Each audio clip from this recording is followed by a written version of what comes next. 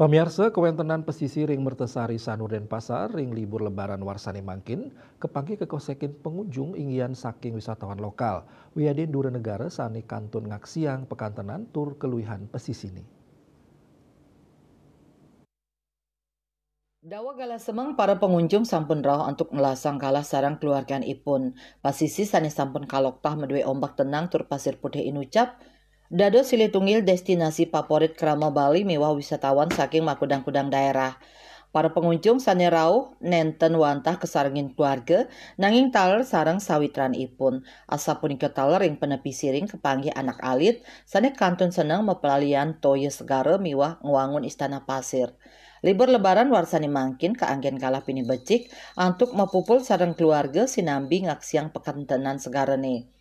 Tios pengrauh wisatawan domestik kepanggih taler wisatawan asing sani memargi ring penepi saha wenten taler sani mepelalian pedal boat.